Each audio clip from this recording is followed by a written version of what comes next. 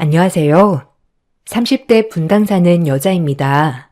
저는 어려서부터 남에게 아쉬운 소리 하나 안 하고 자랐어요. 물론 부모님 덕도 있지만 제 성격도 남에게 아쉬운 소리를 하는 성격은 아니었어요. 사이 좋은 부모님 밑에 저 하나 외동딸을 낳고 부모님은 도란도란 살아가셨어요. 어려서 엄마는 남들에게 이름만 대면 알만한 디자이너였고 아빠도 통역을 하시는 외교관이었기에 세상 남부러울 것 없이 자랐죠. 그래서 학창시절엔 종종 친구들이 공주라고 우스갯소리로 부를 정도로 부유하게 자랐답니다. 아빠와 엄마는 엄마가 외국 출장을 갔다가 만났다고 했어요. 이국적인 엄마 얼굴에 아빠가 반해 쫓아다녔다고 했죠. 그렇게 남들이 볼 때 인꼬 부부처럼 저희 집은 늘 화목했습니다. 그런 친구들은 저를 제일 부러워하기도 하였고 저 역시도 저희 집이 늘 자부심이 될 정도로 항상 특별하다고 생각하며 살았죠. 그리고 저 역시 마찬가지로 엄마의 뒤를 이어 멋진 디자이너가 되어야겠다고 생각하며 공부를 열심히 하였어요. 다행히 엄마의 피를 물려받아 미술에 재능이 있어 엄마조차도 기특해 여기셨죠. 우리 연희는 꼭 나 어렸을 때 보는 것 같단 말이야. 우리 연희는 엄마보다 더 유명하고 세계적인 디자이너가 되어야 해. 당연하지. 내가 누구 딸인데. 나도 엄마처럼 멋진 디자이너가 될 거야. 그래서 옷도 만들고 가방도 만들고 지갑도 만들 거야. 그래. 우리 딸은 뭐든 잘할 거야. 엄마가 너 보는 맛에 산다 하죠. 평생 속 한번 안 썩이고 기특하게 자라줘서 고마워. 집도 부유하였지만 엄마 아빠도 늘 감정 표현에 솔직하신 분들이었기 때문에 저에게 늘 사랑을 주셨어요. 그 덕분에 저도 밖에 나가면 너 사랑 많이 받고 자랐지? 라는 말을 들을 정도로 남들은 절 사랑스럽다고 칭찬했죠. 친구들은 늘 앞다투어 저와 놀려고 했고 솔직히 학창시절엔 또래 친구 관계에 있어서 특별히 스트레스를 받지 않고 지낼 수 있었어요. 남들이 앞다투어 저와 친해지려고 하는 통에 저 역시 학교 생활이 편하기도 하였죠. 이런 부분에 있어서 부모님께 늘 감사하는 마음이었습니다. 연희야, 오늘 너희 집 가서 우리 숙제하자. 그리고 끝나고 너희 집 아줌마가 해준 떡볶이 먹고 싶어. 가자. 그래, 좋아. 이따가 그럼 학교 끝나고 우리 집 가자. 나도 요새 아줌마가 해준 떡볶이 먹고 싶었는데 딱이네. 나도 오늘 가도 돼? 너 왜 진숙이하고만 놀아? 나랑도 놀아야지. 연희는 오늘 내가 찜이야. 나도 갈래. 그래, 너도 같이 가자. 어차피 다 같이 놀아야 재밌잖아. 그럼 끝나고 숙제도 하고 떡볶이도 먹는 거다. 이따 모여. 저는 늘 친구들이 부러워하는 대상이었으며 친구들도 우리 집을 너나 할 것 없이 가고 싶어 했었죠. 전 그런 부모님께 늘 감사했어요. 어려서 여유롭게 자란 덕분에 성격도 남들보다 조금 더 여유로웠고요. 항상 일하는 엄마 아빠가 늘 옆을 지켜주진 못했지만 그래도 열심히 일을 하시는 걸 알았기 때문에 불만은 조금도 없었죠. 그렇게 항상 행복할 것 같던 제 앞날에도 어둠이 드리워지고 있었어요. 그 누구보다 멋있고 커리어 우먼이었던 엄마가 난소한 판정으로 받으신 거지요. 다행히 제가 학교를 졸업할 때쯤이라 사춘기는 지난 시절이었지만 늘 건강하고 밝았던 엄마에게 이런 암이란 무서운 병이 찾아오고 저희 집은 급격히 바뀌기 시작했죠. 내가 암이라니 말도 안 돼. 여보, 아니라고 말해줘요.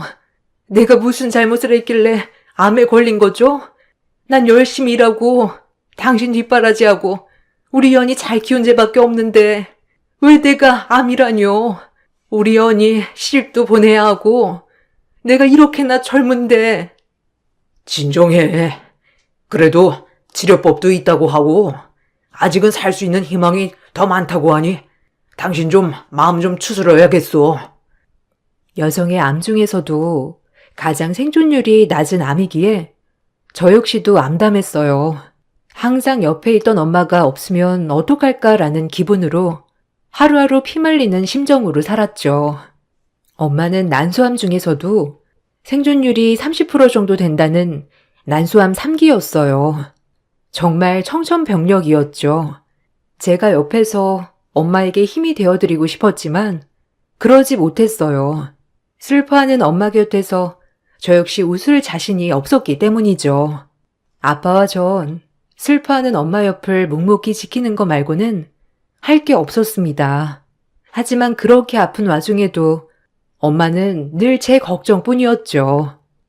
우리 딸, 이제 대학도 가야 하는데 내가 아직 해줄 것도 많은데 엄마가 암에 걸려서 어떡해? 미안해, 우리 딸. 엄마가 왜 미안해? 왜 그게 엄마 잘못인데? 엄마는 엄마 몸만 신경 써. 이제 일도 그만하고 좀 몸 좀 챙기란 말이야. 평생 우리 위해서 일만 하고 끼니도 거르면서 일하니까 병이 나지, 어? 이젠 엄마 몸 돌봐, 제발. 내 걱정은 그만하고 나도 그 송인이야. 그래, 연희 말대로 이제 당신은 당신 몸이나 신경 써요, 제발. 이제 우리 걱정 그만하고 당신 하나만 신경 쓰란 말이야. 이렇게 살아서 뭐하나? 당신이랑 연희한테 민폐만 끼치면 안 되는데 항암 치료 시작하고 나 머리도 많이 빠지겠지? 엄마는 머리 빠져도 예쁠 거야. 그러니까 그런 걱정은 절대 하지 마. 지금은 몸이 낫는 게 우선이잖아, 안 그래? 연희야, 엄마 너무 무서워. 그래도 우리 연희 대학교 입학하는 것도 기쁘게 축하해주고 엄마가 만든 옷도 선물해주고 싶었는데 대학 가는 기념으로. 너무 미안해. 아픈 엄마라서. 대학교 가면 조금 더 엄마가 신경 써주려고 했는데. 엄마는 그 와중에도 저와 제 아빠를 걱정하셨어요. 밥은 어떡하냐부터 시작해서 아직 저의 앞날이 구말리 같은데 중간에 엄마가 없다고 하면 우리 딸 어떡할까라는 걱정 말이죠. 저 역시도 이런 부분은 전혀 생각하고 싶지도 않았지만 일단 엄마의 건강관리에 집중해야 하기 때문에 오로지 엄마 하나만을 신경 썼죠. 엄마는 다니던 모든 일을 그만두시고 철저히 암 치료에 전념했습니다. 그리고 저와 아빠는 그런 엄마만을 생각하며 옆에서 지켜주었죠. 엄마는 고통스러운 암 제거 수술이 끝이 나고 항암에 들어갔어요. 항암에 들어가자 급격히 기운이 노쇠하였고 그런 엄마를 지켜보다 아빠는 도저히 안 되겠는지 엄마에게 제안을 하나 하였죠. 자기 몸도 이렇게 안 좋은데 혹시 나랑 같이 시골에 내려가는 게 어때? 아무래도 도시보단 몸 치유하는데 시골이 나을 것 같아. 그래, 아빠 말이 맞아. 엄마랑 아빠랑 시골 내려가서 좋은 공기 마시면서 좋은 음식 먹고 하다 보면 엄마도 기운 차릴 수도 있고. 시골? 아휴, 한 번도 생각 안 해봤는데. 그럼 연희는 어쩌고? 학교도 다녀야 하는데 시골에서 다니는 건 무리잖아. 나야 뭐 근처 학교 앞에서 자취해도 되는 거지, 엄마. 지금은 엄마만 생각하라니까. 엄마가 건강해야 나도 행복해. 그래, 지금은 당신 몸만 생각할 때야.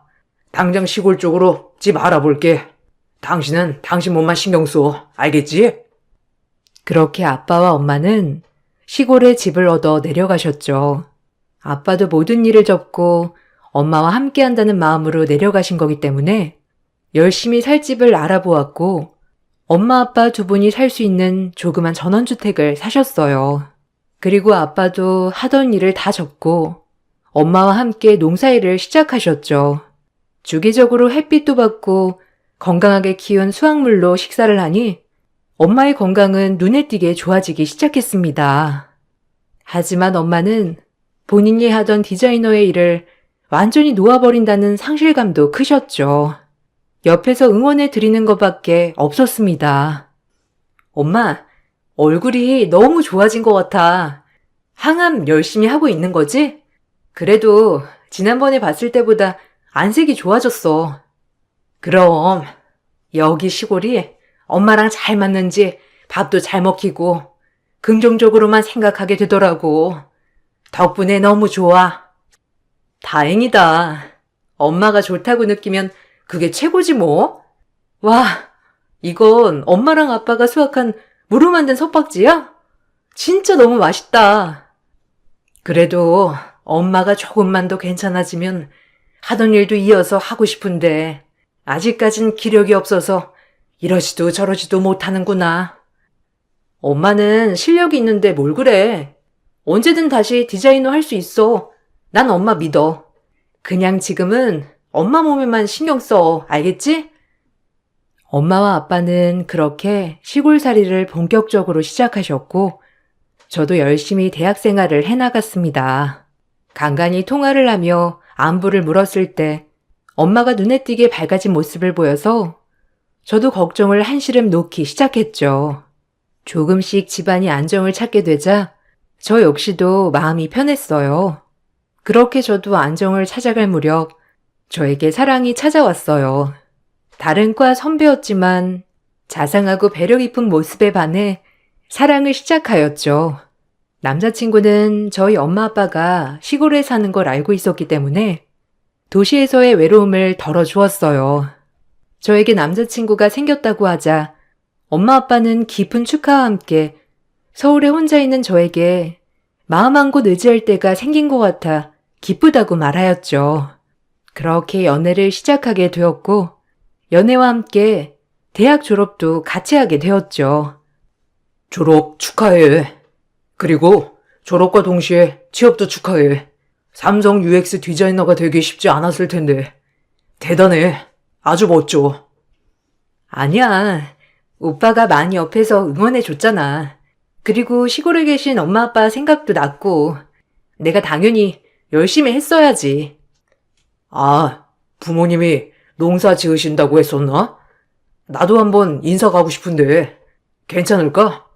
너무 놀라시려나? 아, 나중에. 엄마가 몸이 괜찮아지신 지가 그렇게 오래되지 않아서 조금 더 몸조리하고 천천히 소개해 줄게. 남자친구는 대학을 졸업하던 날 저희 부모님을 뵙고 싶어 했죠. 하지만 아직까지 확신이 없던 저로서는 만남을 뒤로 미뤘어요. 남자친구 덕분에 먼 타지 생활을 행복하게 보낼 수 있었지만 저에겐 아직 이루고 싶은 것들이 매우 많았으니까요.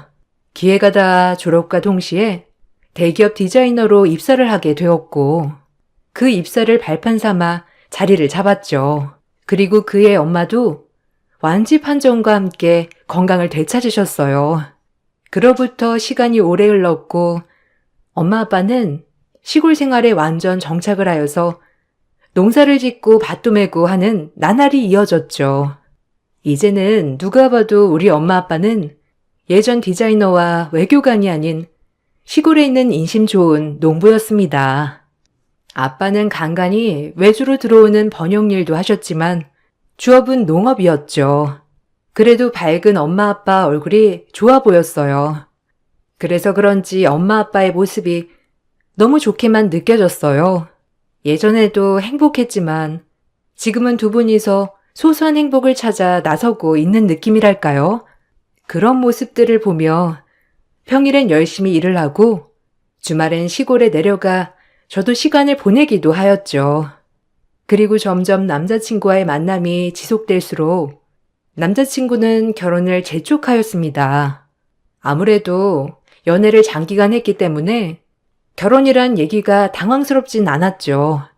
결혼 얘기가 나올수록 부담스러웠지만 저도 결혼을 한다면 지금의 남자친구와 하고 싶었기 때문에 결혼을 승낙했어요. 그리고 부모님께 인사시키기 전 먼저 말씀을 드렸죠. 부모님은 제 일처럼 기뻐해 주셨어요. 에그, 우리 딸이 시집을 간다는 거야? 엄마가 해준 것도 없는데 어쩜 이리 혼자 커서 벌써 시집을 간다고 하니?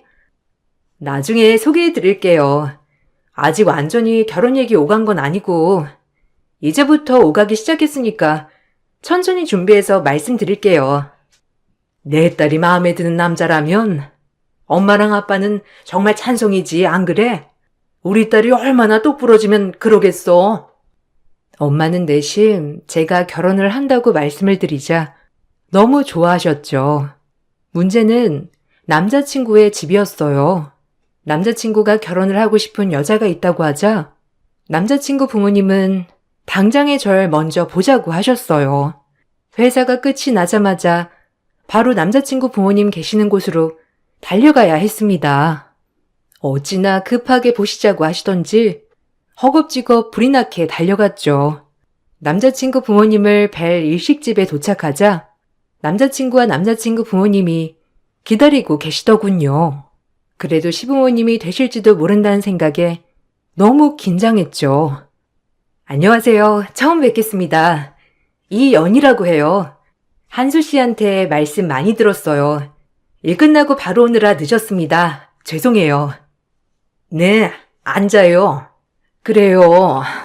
옷 입은 건 합격이네. 디자이너라서 그런가 센스도 있는 것 같고 난 또 말 안 되는 사람이랑은 겸상 안 하거든. 순간 당황했어요. 전 아주머니 입에서 나온 말이 무슨 소리인지 싶었죠. 일단 옷 입은 건 합격인데 만약 옷을 조금이라도 본인의 기준에 어긋나게 입었다면 바로 탈락이라는 소리인가 라고 들렸기 때문이에요. 첫 대화부터 느꼈다시피 예비 시어머니 되시는 분은 보통이 아니었습니다. 첫 만남의 어머님의 경제력과 직업적 프라이드를 자랑하기 시작하셨죠. 디자이너라고 얘기는 들었어요. 내가 워낙 패션 센스, 가방 하나부터 소품 고르는 것까지 전부 예민해서 말이야. 네, 오늘 하고 온 룩도 너무 우아하세요. 제가 의상 디자이너는 아니지만 저도 센스 있다는 말을 많이 듣거든요. 아유, 그래요? 우리 말 좀 통할 것 같네. 아니 뭐, 우리 한수한테 들었다시피 나는 이화여대 교수예요.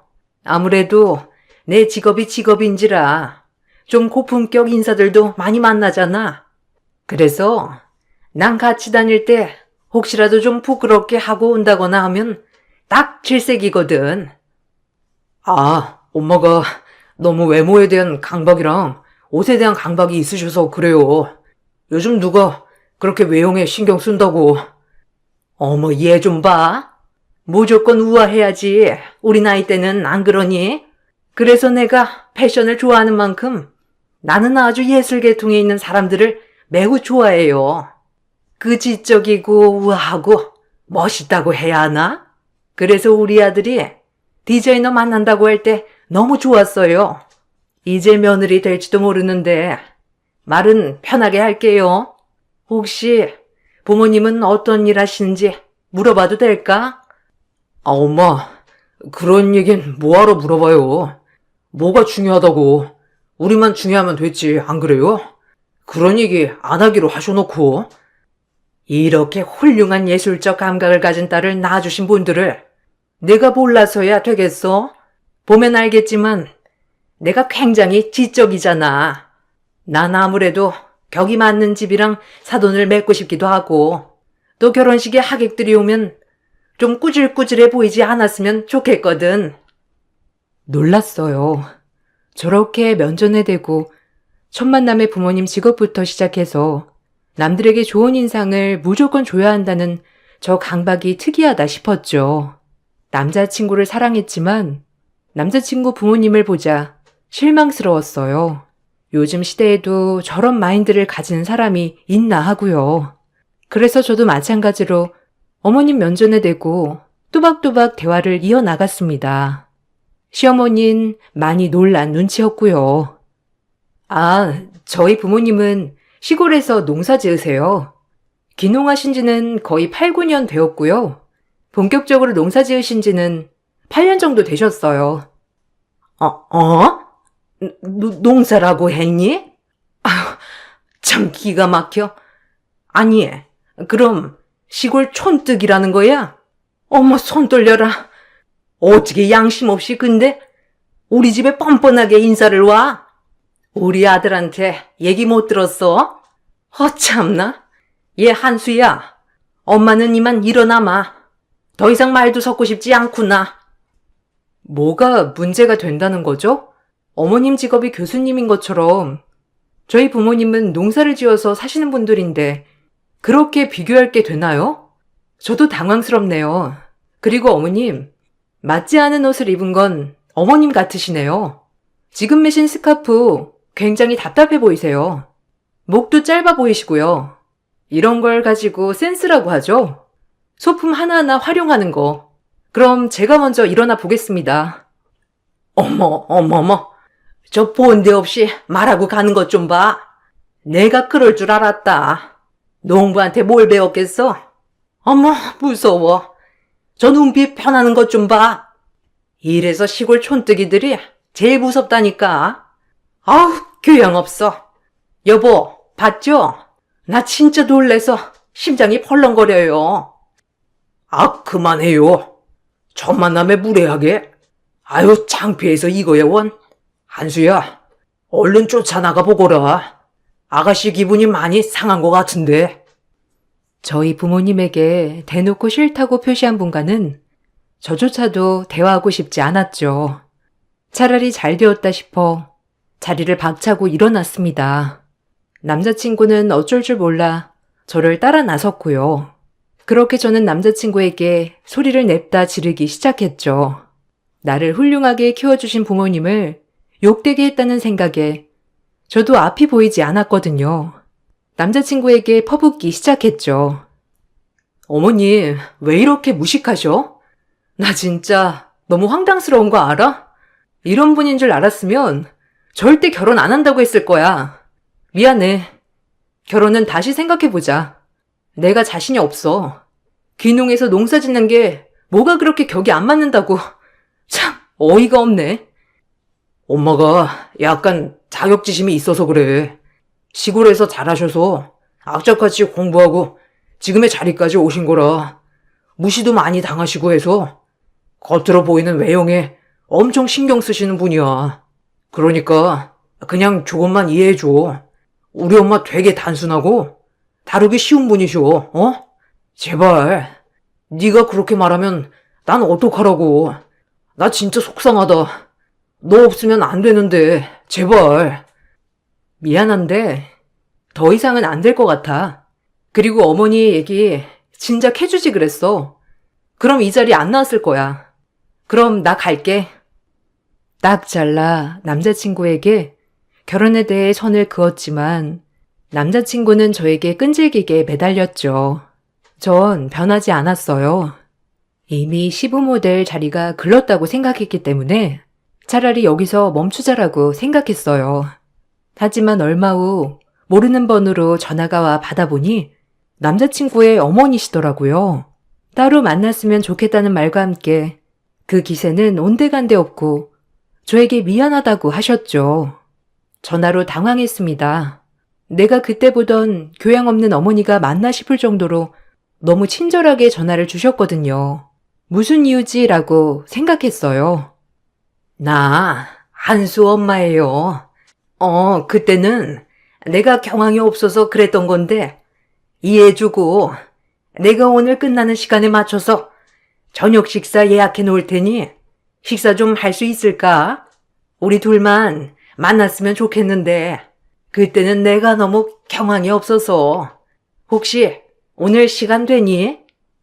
아, 네, 시간은 되는데. 아, 네, 거기 알아요. 네, 그럼 일 끝나고 바로 그쪽으로 가겠습니다. 네, 그때 뵐게요. 그렇게 통화를 마치고 일 끝날 때만 기다렸어요. 그리고 일이 끝나고 음식점으로 향했는데 어머님은 그때와는 너무 다른 태도로 저를 반겨주셨죠. 완전히 다른 사람인 줄 알았어요. 얼떨떨해하며 자리에 앉자 남자친구 어머니는 저에게 미안하다고 대뜸 그러시더라고요.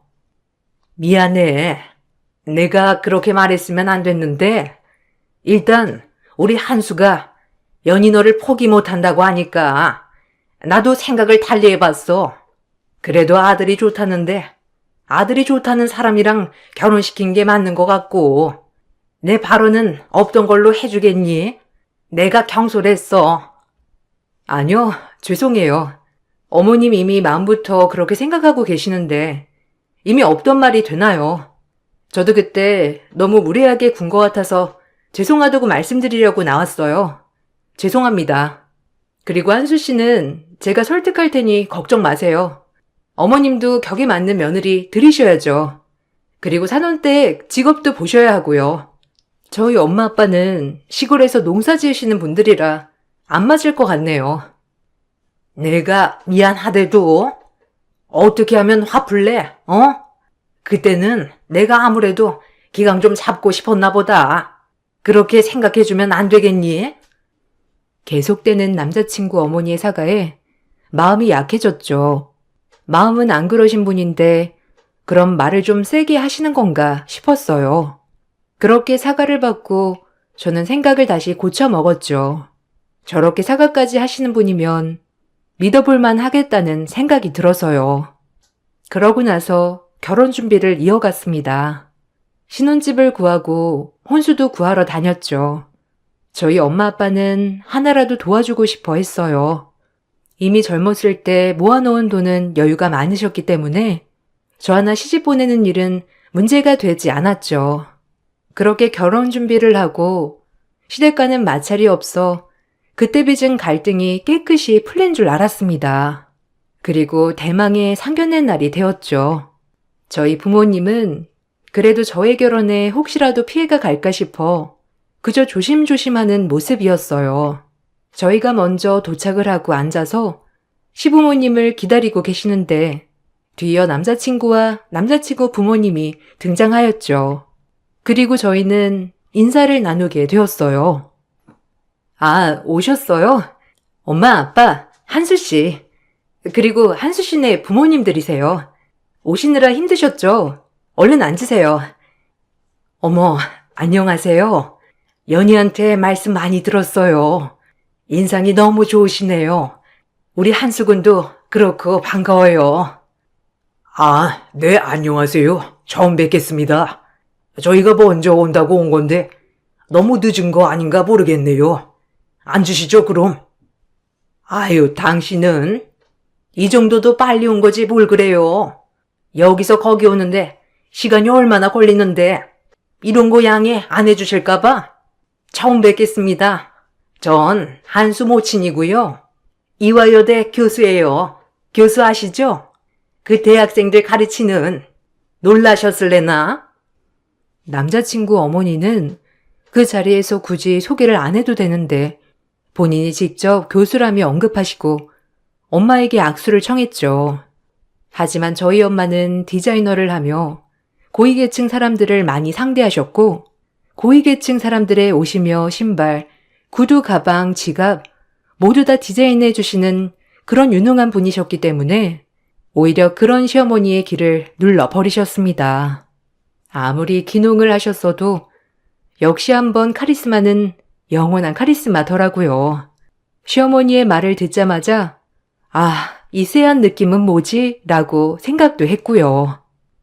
네, 반갑습니다. 패션 센스 좋으시네요. 연희 말대로 옷을 참 사랑하시는 것 같아요. 보기 좋으세요. 아무래도 저희는 보이는 직업이다 보니까 신경을 안 쓸 수가 없네요. 아, 제 직업 듣고 놀라셨나요? 약간 주눅 같은 건 안 들으셔도 돼요.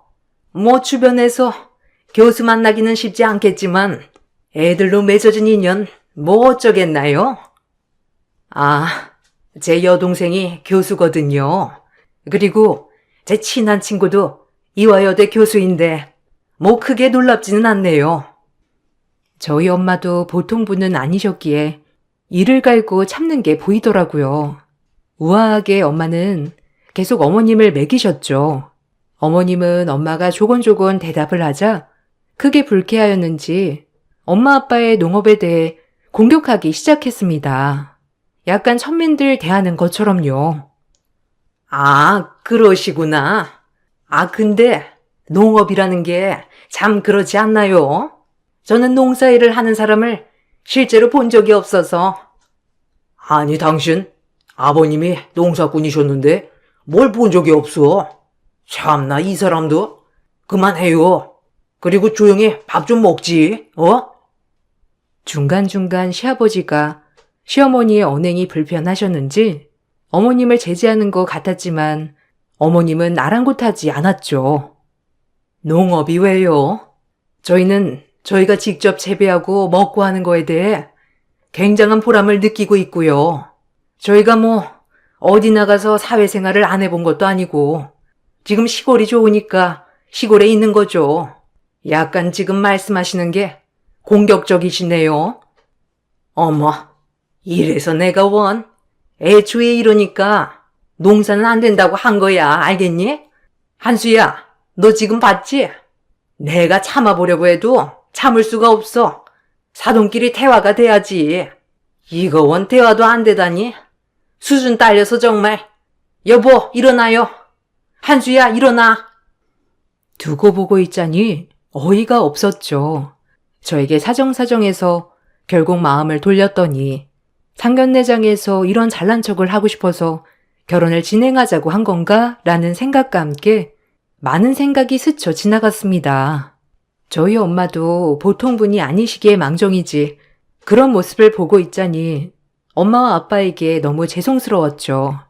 남자친구 어머니가 저렇게 무례한 발언을 쏟아내자 엄마는 크게 웃으며 남자친구 어머니에게 한마디 하더군요. 어찌나 통쾌하던지 남자친구 어머니도 입이 떡 벌어지는 광경이었죠. 테이블 위에 올려져 있던 빨간 남자친구 어머니의 카드 지갑을 뒤집으며 소리를 치셨어요. 그리고 하나하나 따지기 시작하였습니다. 이 지갑 제가 만든 거네요. 그리고 지금 들고 있는 백도 그렇고 스카프며 다 제가 디자인한 것들이네요. 어차피 제가 만들었던 브랜드는 미씨들 사이에서 유명했던 거니까 제가 디자이너 하율이에요. 예명이죠. 몸이 안 좋아 시골에 내려가서 요양 겸 취미 삼아 농사를 하고 있는데 어디 주제 파악 못하고 배운 척 고고한 척이야? 이보세요. 당신네 집안에 우리 딸 시집 안 보내. 그리고 저희 남편은 외교관이었어, 알아? 딸아이한테 듣기로는 시골 출신이라고 들었는데 그 과거를 숨기려고 지금 이렇게 발악하고 있는 꼴을 보니 아주 우습군. 나를 깔보고 싶은데 모든 옷과 가방, 지갑이 다 내가 디자인한 것들이라니 아주 꼴 좋다 정말. 당신 꼴이 얼마나 우스운지 거울 좀 봐. 거치장만 하지 말고 내면을 치장하란 말이야. 제 엄마의 말이 끝나자 남자친구 엄마는 입이 떡 벌어진 채로 말했습니다. 그리고 그럴 리 없다고 악다구니를 써댔죠. 거의 상견례장은 싸늘한 만남이 되었죠. 어찌나 고소하던지. 그리고 엄마의 힘을 등에 업고 저도 한마디 했죠. 아주 그 집을 묵사발을 만들었어요. 아니, 하율이라고요? 당신이? 아니, 믿기지가 않아. 저런 시골 촌뜨기들이. 아니, 한수야, 너는 왜 이런 걸 알아보지도 않고? 이제 몸이 많이 좋아져서 외부 디자인들도 해주고 있는데 참 꼴도 우스워라. 당신 내가 어떤 사람들만 상대했는지 알긴 아는 거야? 알구나 까불어야지. 어디 교수나 불행이가 사회적 지위가 대단한 것처럼 사람들을 깔보길. 그래도 다행이다. 결혼하고 인성을 알았으면 얼마나 땅을 치고 후회했겠니? 당신 같은 집에 우리 딸 절대 못 주지. 우리 딸이 뭐가 아쉽다고? 아줌마, 정신 차려요. 농사일이라고 무시하다가 그렇게 빌고 빌었을 땐 언제고. 지금 와서 천성 나오지? 깔보려면 그 옷이나 벗고 깔봐요. 번데기 앞에서 주름 잡는 것도 아니고. 우리 엄마가 어떤 사람인데. 참나, 어줍잖은 지식으로 나대지 마쇼. 이 말을 남기고 저희는 자리를 떠났습니다. 저희가 떠나자 시어머니는 분을 참지 못하고 거기에 그릇들을 깨부수고 난리가 났더라고요. 그릇들을 깨는 과정에서 피도 보고 난리가 아니었다고 했죠. 아주 피바람이 따로 없었습니다. 상견례가 끝이 나고 남자친구에게 전화가 와 또 그렇게 빌더라고요. 그 집안은 비는 게 특기인지 아주 고가웠습니다. 제발 한 번만 우리 엄마랑 인연 끊으라면 끊을게, 어? 그리고 엄마가 그 하율 선생님 오래된 팬이래. 갑자기 은퇴하셔서 궁금했는데 오죽하면 머리부터 발끝까지 그 디자이너 제품이겠어. 제발. 그냥 우리 엄마 무식하다고 생각해, 어? 미안한데 다신 안 봐 너도. 네 엄마를 원망해. 끊을게. 그리고 다른 여자 만나려면 엄마 교육부터 시켜야겠더라. 그럼 안녕. 이 말만을 남기고 전화를 끊고 저희 관계를 마무리 지었습니다. 엄마는 그런 무식한 집에 절대 시집 보낼 수 없다고 말씀하셨고 아빠도 화를 참느라 혼났다고 하시더라고요. 저도 이상하게 마음도 안 아프고 미련도 없어졌어요. 저희에게 아픔이자 상처인 엄마의 난소함으로 시골 생활을 하시는 부모님을 그런 식으로 폄하하는 인간들과는 말도 섞기 싫거든요. 저희 가족은 그런 일이 있었던가 싶을 정도로 잘 지내고 있어요. 엄마도 차츰차츰 다시 복귀를 하시려고 준비 중이시고요. 물론 무리하지 않는 선에서요. 저도 회사에 아직까지 몸담고 있지만 엄마에게 일을 배워 패션으로 변화를 줘볼까 생각도 하고 있습니다. 늘 새로운 일엔 설렘이 따르는 법이죠. 지금까지 저를 이렇게 자존감 높게 키워주신 엄마 아빠에게도 너무 감사드리는 마음이 가장 크고요. 날씨가 추운데 감기 조심하시고 제 이야기 읽어주셔서 감사드려요. 안녕하세요. 저는 최근에 남자가 여자에 미치면 어떻게 되는지 눈앞에서 모든 걸 지켜봤는데요. 그 끝은 두 눈 뜨고 볼 수 없을 정도로 처참하게 무너지는 모습을 보게 되었습니다. 제 나이는 40대 중반이고 현재 시모의 건강 문제로 꽤 오랜 기간 옆에서 병간호를 해드리고 있는 중이었어요. 위암을 앓고 계셨던 시모의 건강 상태는 점점 더 안 좋아지게 되었고 주어진 시간이 얼마 남지 않았다는 진단을 받게 됐을 때 그동안 저를 딸처럼 대해주셨던 시모와 함께한 추억들이 떠올라 오열을 했어요. 시모의 모습을 지켜본 남편 또한 충격을 많이 받았는지 괴로워하고 있었습니다. 그런데 항상 제 옆에서 시모의 건강을 같이 챙겨줬던 남편이 사실은 모든 행동들이 전부 거짓이었다는 걸 저와 시모는 이미 알고 있었어요. 단 하루라도 진실된 모습을 보여주길 바랐지만 남편은 시모의 건강이 점점 더 악화가 되어 갈 때마다 더욱더 대범한 모습을 보이고 있었습니다. 그 모습을 지켜보던 저와 시모는 내색을 하지 않았을 뿐 이미 어떤 일을 꾸미고 있는지 전부 알고 있었죠. 그리고 이번에 시모와 저는 오랜 시간 참아왔던 걸 터뜨리게 되었고 집안은 한바탕 난리가 나게 되었어요. 5년이라는 시간 동안 시모의 곁에서 항상 간병을 해드리는 게 쉽지만은 않았어요. 남편과 15년 정도의 결혼 생활을 하면서 시모가 저를 항상 친딸처럼 생각해 주셔서 저 또한 좋은 며느리가 되고 싶어 항상 최선을 다해 왔었죠.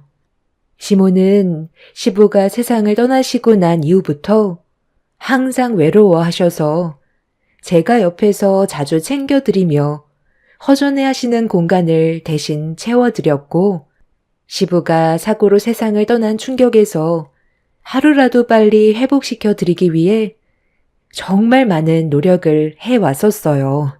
제가 결혼 초에 시부가 사고로 돌아가셔서 10년 가까이 시모의 곁을 지켜드렸죠. 오랜 시간이 지난 만큼 시모의 우울증은 없어졌고 정신적으로 건강을 되찾으셔서 앞으로 좋은 날만 있게 될 줄 알았는데 어느 날부터인가 시모의 건강 상태에 빨간불이 켜져 병원에서 검사를 받았었는데 충격적이게도 위암 판정을 받게 되셨습니다. 시부가 세상을 떠나신 충격에서 겨우 벗어나셨는데 시모의 건강에 적신호가 켜지게 되자 이번엔 반대로 저에게 우울증이 찾아왔고 믿어지지 않는 현실을 받아들이고 싶지가 않았어요. 워낙 늦게 암을 발견하게 되면서 온몸에 암세포가 전이가 되어버린 상태라 서둘러 큰 병원으로 입원해 항암 치료를 받아야만 했어요. 그렇게 하루하루 힘든 날들을 보내며 시모가 하루빨리 건강을 되찾길 간절히 바랐었는데 이런 심각한 상황 속에서 남편은 저 몰래 해선 안 될 짓을 저지르고 있었습니다. 시모가 입원을 하시게 된 이후부터 남편을 챙겨주지 못하고 있었는데 그게 항상 마음에 걸려 오래간만에 단둘이 시간 좀 보내면서 저녁 한 끼 같이 하려고 피부과 원장으로 일을 하고 있는 남편의 병원에 찾아갔어요. 그런데 제가 로비에 들어오는 순간 카운터에 있던 실장님이 갑자기 저를 막아서며 진료실로 들어가지 못하게 하길래 당황한 얼굴로 안에 환자가 있냐고 물어보니 상담 중이라면서 표정 관리를 하지 못하길래 평소와는 좀 다른 모습을 보이는 실장님의 얼굴에 이상함을 느끼게 되었어요. 저에게 무언가를 숨기려 한다는 걸 직감한 저는 제 팔을 잡고 있던 실장님을 뿌리치며 진료실의 문을 활짝 열려는 순간 실장님이 뒤에서 저를 강하게 붙잡았고 진료실에서 들려오는 한 여자의 목소리와 남편이 주고받는 대화에 너무 큰 충격을 받아 다리에 힘이 풀려버려 그 자리에 주저앉으려 하자 실장님이 저를 부축해 주었습니다. 내가 아까 전화해봤는데 안사람이 오늘은 집에 우리 엄마 간병 때문에 들어오지 않을 것 같다네. 오래간만에 집에서 좋은 시간 보낼 수 있을 것 같은데. 나 하루빨리 당신 안사람이 되고 싶은데 언제까지 기다려야 되는 거야? 그 집 이제 내 거나 다름없는 거잖아. 나한테 주기로 했는데 왜 내가 오빠 안사람 눈치 봐가면서 몰래 들어가야 돼? 우리 관계 그냥 말하면 안 돼? 오빠가 돈 많이 버니까 위자료도 전부 주면 되잖아. 나만 있으면 되는 거 아니야? 나도 그렇게 하고 싶지. 그런데 아직은 시간이 좀 더 필요해. 우리 엄마 간병을 해줄 사람이 필요한데 너한테 고생시키고 싶지 않으니까 조금만 기다려 달라는 거야. 침착하게 때를 기다리면 내가 가진 모든 게 알아서 손에 쥐어질 텐데 그거 못 기다려? 이제 얼마 남지도 않았어. 뱃속에 있는 우리 아이는 우리 가인이 닮지 않았으면 좋겠네. 성격이 이렇게 급해서야 되겠어? 거의 다 왔으니까 잠깐 숨 돌린다 생각하고 최대한 몸조심하는 게 좋을 거야. 임신 초기라 항상 안정을 취해야 되는 거 알지? 오늘은 더 이상 상담할 사람도 없을 것 같으니 일찍 퇴근할까? 레스토랑에서 저녁 먹고 집으로 들어가면 되겠다. 오빠랑 나와의 사이에서 태어난 이 아이가 앞으로 우리의 삶을 행복하게 해줄 거야. 오빠 안사람은 불임이라 아이도 못 가진다며? 어떻게 골라도 그런 여자를 골랐어? 대를 이어줄 아이를 만들 수 없으면 바로 내쳐버렸어야지. 간병할 사람이 필요해서 데리고 있다곤 하지만 오빠 나이도 생각해야 된다고. 나도 불임이라는 말 들었을 때 솔직히 바로 버리고 싶었는데 우리 엄마가 너무 아끼셔서 차마 이혼하자는 말을 못하겠더라고. 아마 고아라서 그럴 거야. 엄마도 어렸을 적 부모님이 자기를 버리고 갔었다는 말을 들은 적이 있었거든. 아마 동정심이 제일 큰 부분을 차지하겠지. 그리고 우리 아버지가 사고로 세상을 떠나시고 엄마가 우울증이 오셨잖아. 내가 일을 하면서 살펴드릴 수 없으니 옆에서 챙겨줄 사람이 필요하니까 나도 어쩔 수 없이 뒤에서 지켜만 볼 수밖에 없었어. 내 속도 말이 아니었다고. 그렇게 엄마가 어느 정도 좋아졌을 때 이혼하려 했는데 이번엔 엄마가 위암이란다. 간병할 사람이 필요하니까 뭐 어떡하겠어. 그냥 데리고 있어야지. 나는 우리 가인이가 고생하는 거 보고 싶지 않으니까 그 사람을 어쩔 수 없이 옆에 끼고 있는 거잖아. 나도 당장이라도 발로 걷어찬 뒤 가인이를 데려오고 싶다고. 하여튼 지금은 안 사람이 필요하니까 최대한 들키지 않게 조심하는 게 좋을 것 같아. 괜히 일 시끄럽게 만들어서 좋을 거 없으니까 자기도 최대한 조심하고 뱃속에 우리 아이만 생각해. 어차피 암이면 오래 못 살아.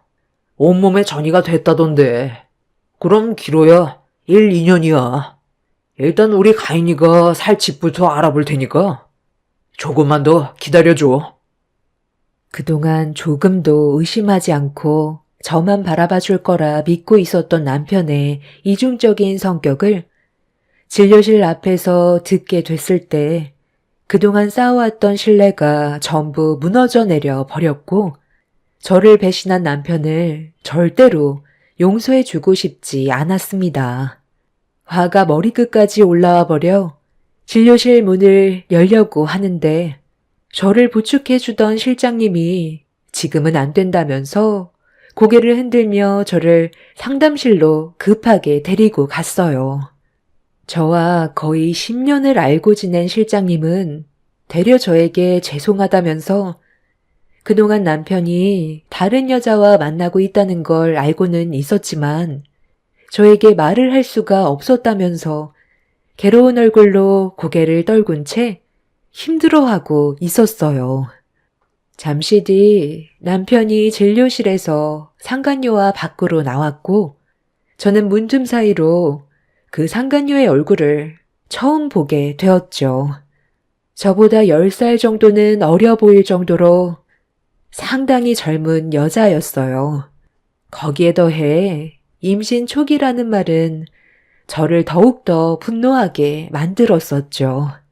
제가 시모 옆에서 간병이 들이는 동안 남편은 저 몰래 뒤에서 호박씨를 까고 있었고 저희 둘만의 집에 상간녀를 데리고 들어와 함께 시간을 보냈다는 거에 화가 머리끝까지 올라왔었습니다.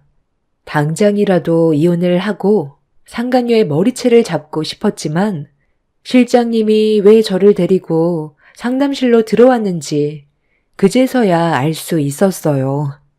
제가 유리한 위치를 선점하기 위해서는 우선적으로 증거물을 만들어놔야 했어요. 그동안 저를 속여왔던 것처럼 저 또한 남편이 바람 피우고 있다는 걸 모른 척 하면서 결정적인 증거물들을 준비해야만 했었죠.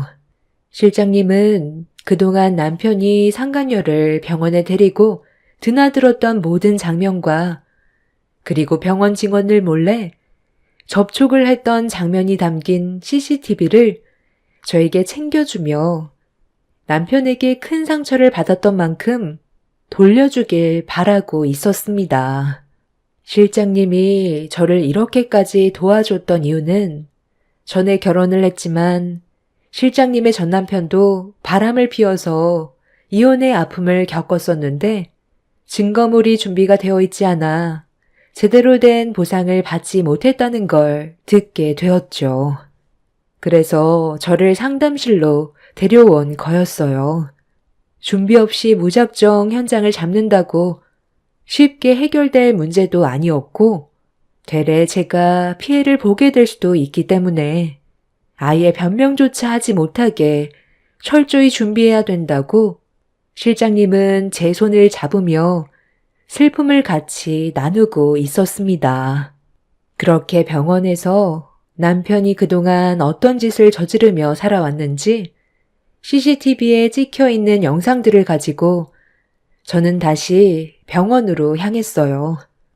저는 병실에 누워 계신 시모의 얼굴을 보자마자 남편한테 받게 된 배신에 결국 참아왔던 눈물을 왈칵 쏟아내게 되었고 감정 조절이 되지 않아 괴로움을 견디지 못하자 이런 제 모습을 보신 시모는 무슨 일이냐며 걱정스러운 눈빛으로 바라보시길래 천천히 걸음을 옮겨 들고 있던 핸드폰에 남편이 저 몰래 어떤 일을 저지르고 있었는지 찍혀있는 영상을 보여드렸어요. 그리고 남편이 바람 피우고 있는 모습을 전부 보게 되신 시모도 상당히 충격을 받으셨는지 말을 이어가지 못한 채 저를 안아주셨고 시모가 위로를 해주시는 한마디에 오열을 하고 말았습니다. 불쌍한 것. 우리 집에 시집와서 지금까지 희생하며 살아왔는데 그놈은 감사한 줄도 모르고 감히 바람을 피우다니. 다 내 잘못이다. 엄마로서 제대로 키우지 못해 이런 일이 생겼으니 앞으로 내가 모든 걸 책임지도록 하마. 그러니 슬퍼하지 말고 내 옆에만 있어다오. 네가 받은 상처들 몇 배로 돌려주마. 나 또한 어렸을 적에 두 부모가 내 눈앞에서 바람 피우는 걸 목격했었고 두 분은 내가 짐처럼 느껴졌는지 자식을 버리고 새살림을 차리셨었다. 그 아픔이 이 나이 먹도록 항상 마음 한편에 큰 상처로 남아 있었지. 그런데 내 아들이 이런 일을 저지를 거라곤 정말 상상도 못했었다. 너한테 너무 면목 없고 미안하구나. 시모는 아들을 제대로 키우지 못한 본인 잘못이라며 눈물을 흘리고 있는 저에게 몇 번이나 미안하다면서 안아주셨어요. 앞으로 모든 건 시모가 알아서 처리하겠다고 저는 손 하나 까딱하지 말라고 시모 또한 자기 아들에게 많은 실망을 했는지 분노를 가라앉히지 못하셨습니다. 애초부터 제가 많이 부족해서 남편이 저를 쉽게 본 것 같은 느낌이 들었어요. 진료실에서 저에 대해 상간녀에게 말을 했을 때 많은 걸 느낄 수가 있었습니다. 제가 고아에 아이까지 가질 수 없는 몸이다 보니까 함부로 대해도 된다고 생각을 했던 것 같아요. 시모도 저와 비슷한 환경에서 자라오셔서 그 아픔을 잘 알고 계셨고 그래서 항상 저를 친딸처럼 생각해 주셨는데 남편은 시모가 과거에 어떤 아픔을 겪었는지 뻔히 알면서도 저 몰래 바람을 피우고 있던 거였죠. 그날 이후 시모는 항암 치료를 받으시면서 상당히 바쁜 시간을 보내셨어요. 항상 어딘가에 전화를 하셨고 변호사를 불러 상담을 받고 있었습니다. 그런 시간을 보내던 어느 날 시모가 저에게 서류 하나를 건네주셨습니다.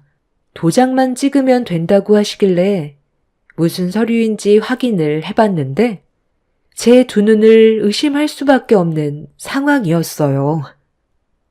어머님, 이건 어머님 전 재산이신데 이걸 왜 저한테... 이건 제가 받을 수 있는 게 아니에요. 하루빨리 건강을 되찾으셔서 다시 일상으로 돌아가셔야죠. 왜 이런 선택을 하시는 거예요? 저는 받을 수 없을 것 같아요. 요즘 변호사도 자주 다녀가고 전화도 많이 하시는데 일단 건강부터 챙기시는 게 우선이에요. 내가 얼마나 살 것 같니? 주어진 시간이 그리 많지 않다. 그 전에 신변 정리를 하기 위해 서둘러 움직이는 것뿐이야. 네가 그동안 내 옆에서 얼마나 많은 고생을 했어? 이 정도는 충분히 받을 자격이 된다.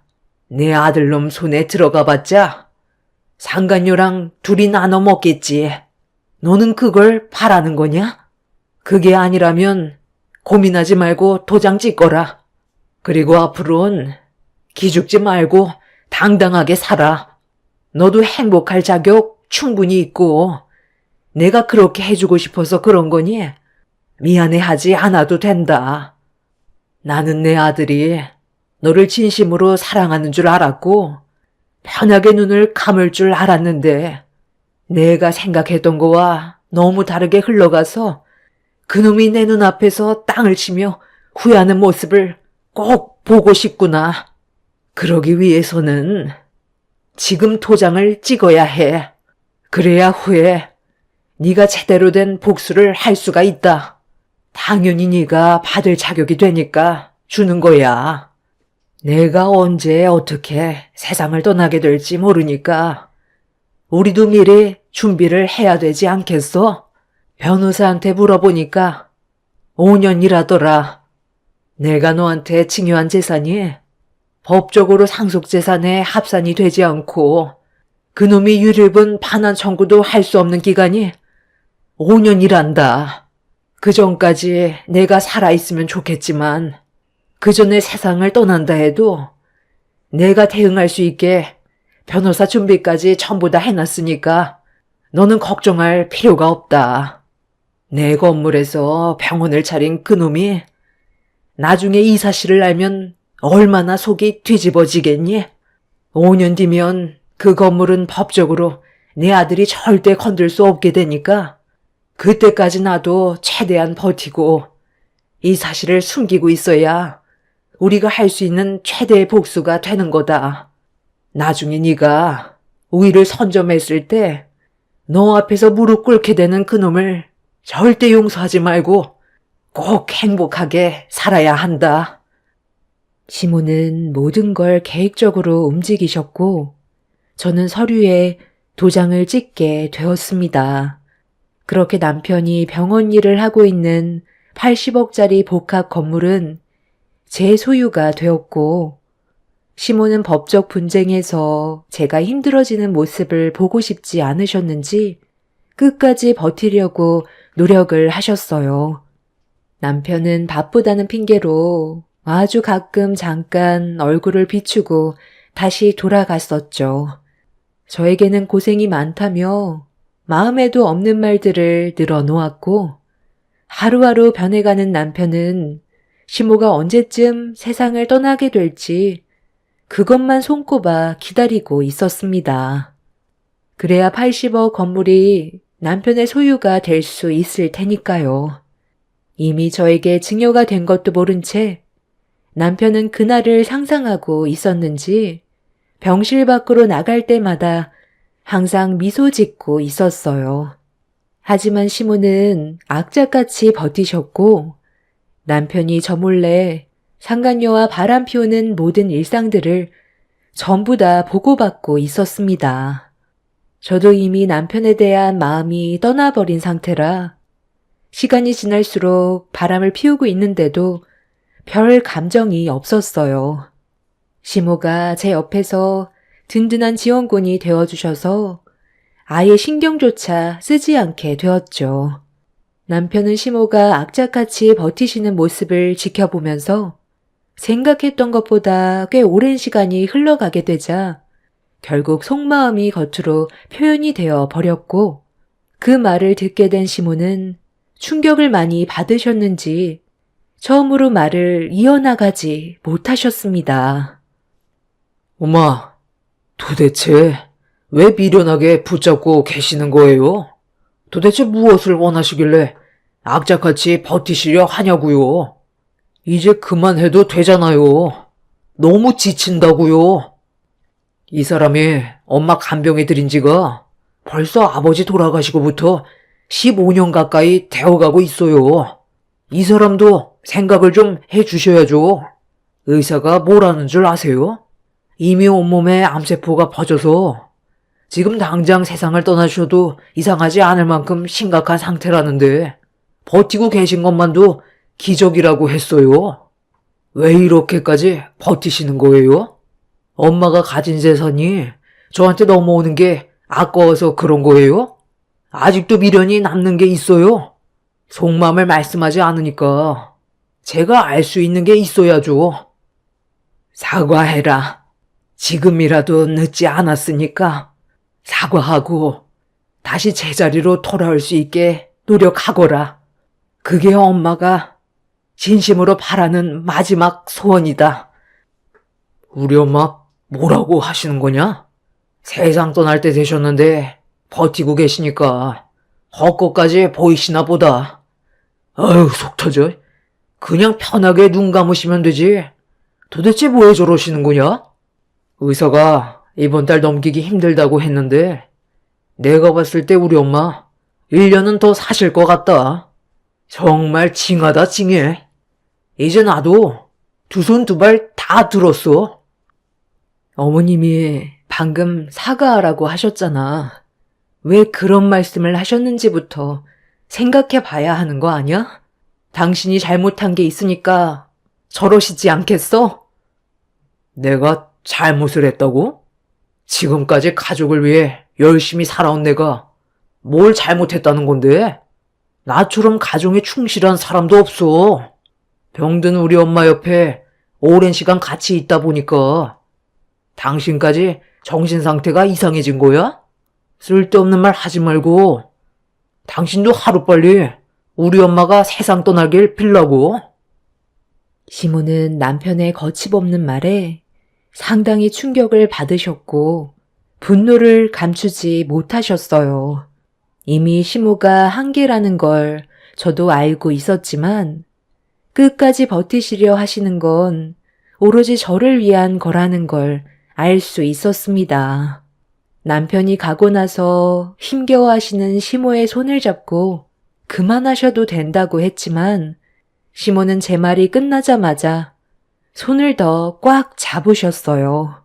그렇게 이를 악물고 버티신 시모는 5년이라는 시간을 채우셨고 저에게 증여된 건물에 대한 소유권을 남편은 법적 상속 재산을 주장할 수 없게 되었죠. 그렇게 힘든 고통의 시간을 보내오신 시모는 마지막으로 아들의 얼굴이 보고 싶다며 남편이 일하는 병원으로 가주길 바라셨어요. 저희가 남편의 병원에 들어서자마자 실장님이 나오셔서 난감한 얼굴로 저에게 달려와 진료실 안에 남편과 상간녀가 있다며 저에게 상황을 설명해 주었습니다.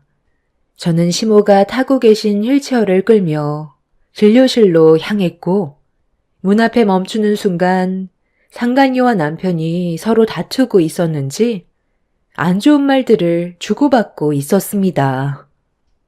도대체 언제까지 기다리라는 건데? 1, 2년이면 된다고 해놓고 벌써 5년이나 지났잖아. 차라리 그냥 이혼 소송으로 끝내고 위자료 줘버리라니까? 이제 한 달도 안 남았어. 우리 엄마 곧 세상 떠나시는데 괜히 심기 불편하게 해드렸다가 내가 바람 피웠다는 사실 알게 되면 가지고 계신 재산 전부 기부해버리면 어떡해? 이 건물 소유가 우리 엄마로 되어 있는 거 몰라? 지금까지 잘 버텨왔으면 한 달을 못 참아? 이제 다 왔어. 정말 끝났다니까. 아이도 다시 가지면 되잖아. 유산 그거 아무것도 아니야. 당신은 건강해서 충분히 기회가 있다고. 너무 조급해하지 마. 그럴수록 우리가 더 불리해지는 거 몰라? 나만 믿고 따라오라고. 꼴값들을 떨고 있네. 당신 정말 끝까지 정신 못 차렸구나. 몇 번이나 어머님이 기회를 주셨는데도 정신을 못 차리고 있어? 어머님이 오죽했으면 여기까지 오셨겠어. 엄마. 갑자기 여긴 왜 오셨어요? 당신이 어디부터 들었는지 모르겠지만 다 내가 설명할 테니까 일단 진정하고 우리 자리부터 옮길까? 너한테 몇 번이나 사과하고 제자리로 돌아오라는 말을 몇 번이나 했었다. 그런데 너는 끝까지 정신을 차리지 못하고 뒤는 돌아보려 하지 않더구나. 내가 오늘 여기 온 건 너한테 더는 기회가 없다는 말을 해주고 싶어서 왔다. 이 건물 우리 며느리한테 증여했고 법적으로 너한테는 어떠한 소유권도 없으니 이제 며느리 건물에서 나가도록 해라. 엄마가 항상 너한테 뭐라고 그랬지? 한 번 꾸린 가정 절대로 놓지 말라고 했잖아. 입이 닳도록 얘기했었는데 너는 엄마 말을 무시하고 저런 저급한 여자랑 바람을 피워? 그런 너한테 내가 더 이상 뭘 바라겠니? 지금까지 정신력으로 이 약 물고 버틴 이유도 다 너한테 벌을 주기 위해서였다. 오늘 이 시간부로 며느리를 위해 이혼 전담 변호사들이 너를 상대할 거다. 증거는 5년 동안 차고 넘치게 모았으니까 아마 빠져나갈 구멍은 없을 거다. 너 같은 년이 감히 우리 집안을 건드려? 내가 널 평생 땅을 치며 후회하도록 만드마. 각오 단단히 하는 게 좋을 거야. 남편과 상간녀는 예상하지 못한 상황에 당황해선 말도 제대로 이어가지 못했어요. 80억이나 되는 건물이 제 소유가 됐다는 걸 남편은 믿을 수 없었는지 시모에게 소리치며 당장 원상태로 돌려놓으라고 병원에서 난리를 쳤고, 시모는 버티실 때까지 버티셨는지 결국 그 자리에서 정신을 잃게 되셨습니다. 눈앞에서 자기 엄마가 눈을 감았는데도 남편은 저에게 목소리를 높이며 건물을 당장 내놓으라고 화를 냈고, 저는 그런 쓰레기를 상대하고 싶지 않아 서둘러 시모를 모시고 병원으로 향하려는데 남편이 제 멱살을 잡았어요. 그리곤 저에게 땡전 한 푼 줄 수 없다면서 분노한 눈빛으로 노려보고 있었습니다. 저 또한 그동안 참았던 만큼 화가 났던 터라 남편의 뺨에 손을 올렸고, 그 모습을 보던 상간녀가 누구 뺨을 때리냐고 화를 내길래 그 말이 끝나는 순간 상간녀의 머리채를 잡아 오랜 시간 참아왔던 분노를 한꺼번에 터뜨려 버렸습니다. 실장님은 119에 신고를 한 뒤 경찰서에 바로 도움을 요청했어요. 그 사이 저는 남편과 상간녀 사이에서 몸싸움을 겪게 하며 한바탕 난리를 치고 있었죠. 그런데 상간녀가 모든 게 끝이 났다고 갑자기 남편의 뺨을 올려 쳤는데, 남편도 이미 앞뒤 안 가릴 정도로 이성을 잃어버려 상간녀를 탓하고 있었습니다. 저를 향한 분노가 서로에게 돌아섰고 둘이 몸싸움을 벌이고 있는데, 상간녀가 남편을 강하게 밀치는 순간 바닥에 엎질러진 물에 발이 미끄러졌는지 책상 모서리에 얼굴을 부딪힌 뒤 비명을 지르고 있었어요. 진료실에서 뒹굴던 남편의 얼굴에 피가 흘렀고, 그 사이 구급차가 와서 시모와 남편을 데리고 응급실로 향했습니다. 뒤이어온 경찰들은 사건에 대해 조사를 이어나갔고, 상간녀는 주저앉은 채 온몸을 떨고 있었어요. 저는 급하게 응급실로 향했고, 도착해서 상황 설명을 듣자마자 오열을 하고 말았습니다. 시모는 이미 세상을 떠나신 상태였고, 남편은 눈을 심하게 다쳐 수술을 하고 있다는 말을 듣게 되었죠. 남편이 어떻게 되든 상관없었지만 시모와 마지막 한마디 나누지 못하고 세상을 떠나셨다는 거에 너무 마음이 안 좋았어요. 저를 도와주시기 위해 힘들게 버텨오셨는데 감사하다는 말조차 하지 못했었죠. 남편은 한쪽 눈을 크게 다쳐 수술을 했지만 결국 실명을 하게 될 거라는 말을 듣게 되었고, 저는 시모의 장례를 치러 드렸습니다. 그렇게 시모가 마지막으로 저에게 이혼 전담 변호사들을 꾸려주신 덕분에 남편한테 재산 분할과 위자료 청구 소송에서 원만하게 승소할 수가 있었고, 상간녀를 상대로 위자료 또한 어렵지 않게 받아낼 수 있었습니다. 그리고 남편은 앞으로 피부과 의사로서 처치 및 수술이 어려워 의사 생활의 행보에 어려움을 겪게 되었죠.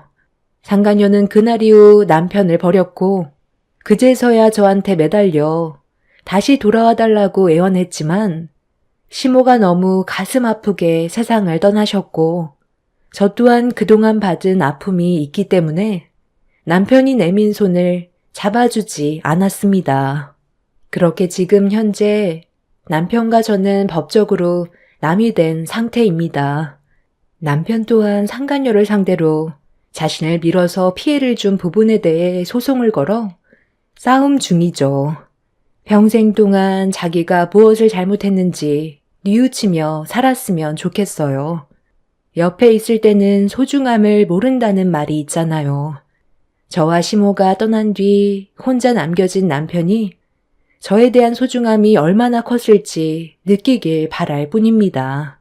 앞으로 제 인생에는 많은 변화가 찾아오겠지만 제 곁을 떠난 시모에게 항상 감사하며 살아갈 거고 후회 없는 인생을 만들어 가려고 노력할 겁니다.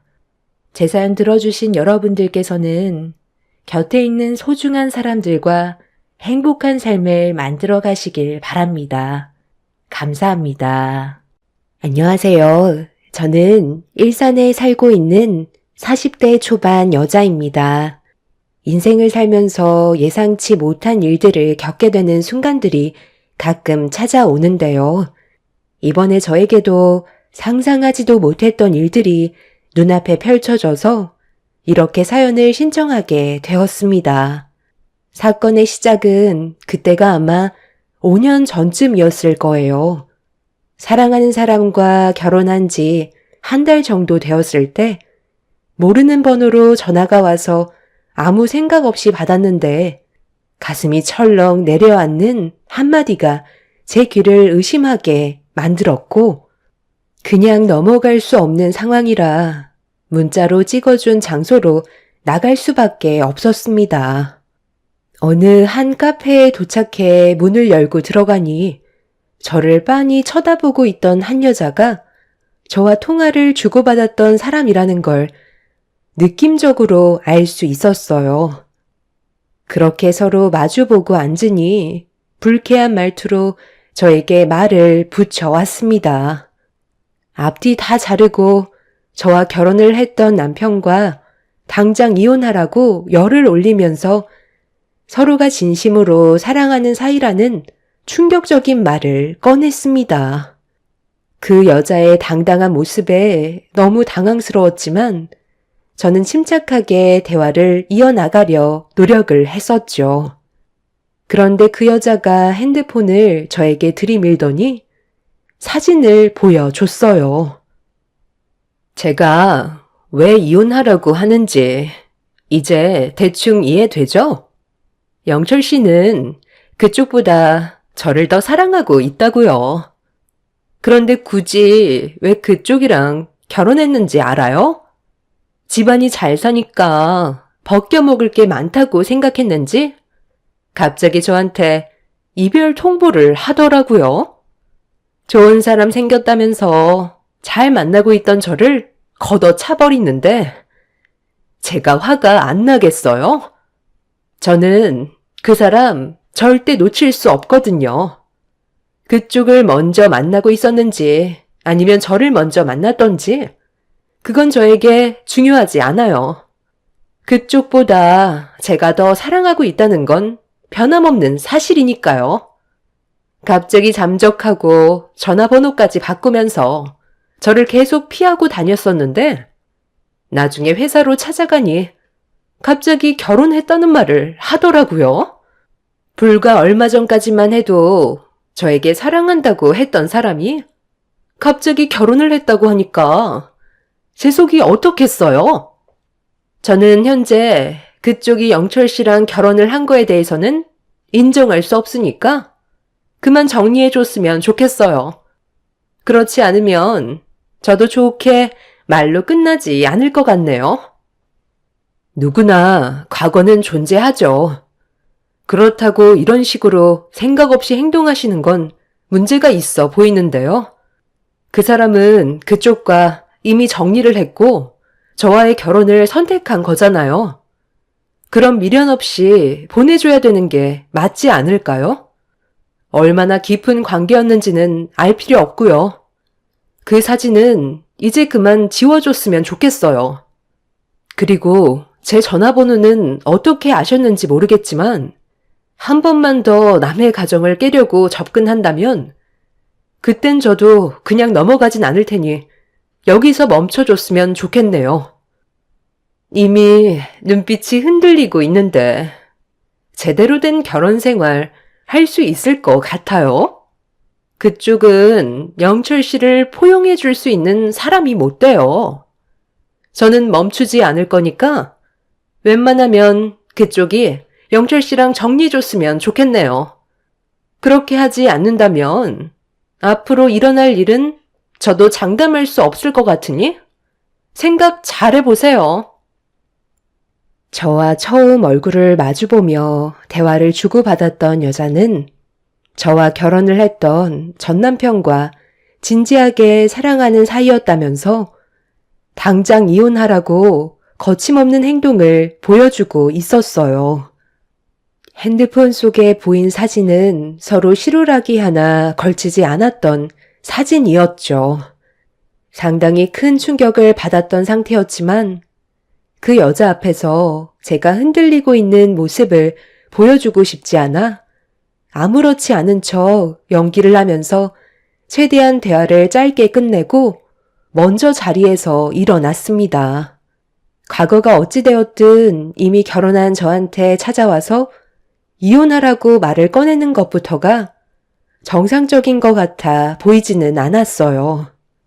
카페에서 먼저 나가려는 저를 보며 그 여자는 오랜 시간을 주지는 않을 거라면서 최대한 빠른 시일 내에 남편과 이혼하길 원하고 있었습니다. 엄청난 충격을 받은 상태로 카페에서 나왔던 저는 서둘러 집으로 들어갔어요. 어떻게 된 상황인지 남편의 제대로 된 설명을 들어야만 했었죠. 그렇게 떨리는 손으로 현관문을 열고 신혼집에 들어서자 남편이 저를 보며 웃어 주었고 미리 저녁상을 차려 놓았습니다. 저에게 한없이 자상하고 과거가 깨끗해 보였던 사람이 저를 보며 웃어주고 있는데 그 모습이 가면을 쓰고 있는 것 같은 느낌이었어요. 온몸에 소름이 돋았고 표정 관리가 되지 않자 저를 보며 분위기를 파악하고 있던 남편은 걱정된다는 얼굴로 저에게 천천히 다가왔어요. 밖에서 무슨 일이라도 있었어? 당신 안색이 상당히 안 좋은데? 지금 온몸을 떨고 있잖아. 몸살기가 있나? 일단 현관 앞에서 있지 말고 들어와서 얘기하자. 이거나 내가 지금 어디에 다녀왔는지 알아? 그 여자 누구야? 당신이 나 몰래 만나고 있었던 그 여자 누구냐고. 나한테 어디까지 숨기고 있었던 거야? 갑자기 무슨 말이야? 내가 알아듣게 설명을 해줘야 무슨 말이라도 해주지. 오늘따라 당신 너무 이상한데? 나 지금 너무 당황스러워. 다른 사람 보는 것 같다고. 끝까지 모른 척 연기하지 마. 내가 다 알고 왔으니까. 몇 달 전까지 만나고 있었던 여자한테 오늘 전화가 왔더라. 내 전화번호 어떻게 알았냐고 하니까 며칠 전에 당신 회사 앞에 찾아갔었다며. 그래서 카페에서 얘기하다가 잠깐 화장실 갔을 때 핸드폰을 뒤져서 내 번호를 알아냈다고 하는데 그날 당신 나한테 뭐라고 그랬어? 갑자기 회사에 회식이 잡혀서 좀 늦을 거라고 했었지? 그럼 그때 그 여자랑 계속 같이 있었던 거야? 늦은 새벽 시간대까지? 아니야. 궁금하면 같이 회사에서 근무하고 있는 동료 직원 바꿔줄까? 그때 정말 회식이 있었다니까. 그리고 여진이랑은 이미 진작 끝난 사이라고. 그래서 당신한테 얘기할 필요가 없다고 생각한 것뿐이야. 그때 정말 짧게 만났었던 거고 2번 다시는 연락하지 말라고 했었어. 당신 만나기 전에 이미 관계 정리가 되어 있었고 헤어진 상태였다고. 그런데 계속 나한테 집착하는 거야. 내가 그렇게 생각 없는 사람처럼 보여? 정신 나갔다고 신혼에 이중 생활 하겠어? 그 여자 이름이 여진이었어? 둘 사이가 엄청 애틋했었나 봐. 나한테 당신이랑 좋았던 과거에 대해 전부 숨김없이 얘기하던데 나도 정말 많이 놀랐었거든. 하기야, 당신도 지금까지 살면서 여자 하나 안 만나봤다는 건 말이 안 되지. 그런데 누가 거짓말을 하고 있는 걸까? 그 여자는 나랑 결혼하기 한 달 전까지 만나고 있었다는데 당신은 그 여자랑 헤어진 지 한참 됐다고 하네? 누가 진실을 얘기하는 걸까?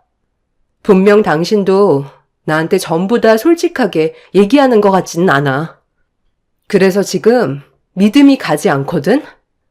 우리가 결혼한 지 한 달 만에 이런 관계로 이어지게 될 거라곤 정말 상상하지 못했었는데 나 너무 큰 충격을 받아서 생각할 시간이 좀 필요할 것 같아.